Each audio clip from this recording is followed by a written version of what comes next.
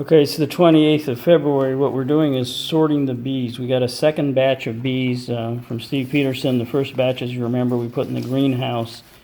This time what we're going to do is we're going to sort them out into male, female. We're going to put 20 males and 10 females. And we're going to, tomorrow morning, we're going to cut them out of their cocoons.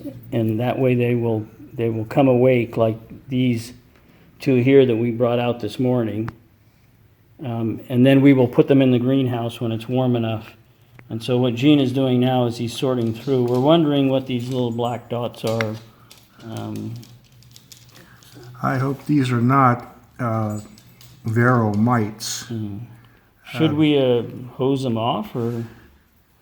I know that some people say you should tumble them in sand and stuff like that. Or put them in a solution of bleach and water. Yeah. Now, on the other hand, if we're going to cut them open anyway, does it matter?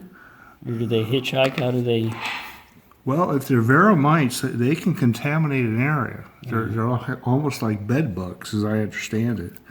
But you know, this is also something maybe we want to send to Steve. Yeah. And just have him take a look at it.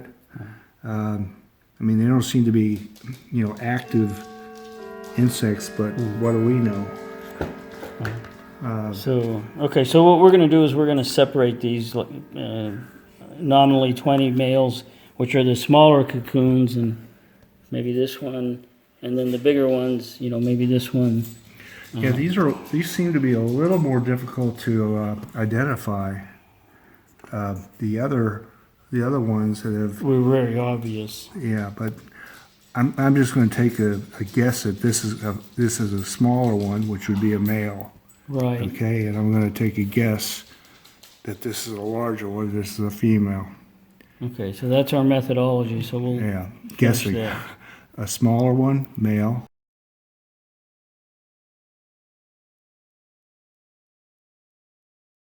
Narrative here. Okay, we have separated them out. You can see down in this lower batch here we have 20 small cocoons, which are males, and up here we have 10 females. Rough count, and we can actually count them with these photos and videos, but this is roughly what we're going to do.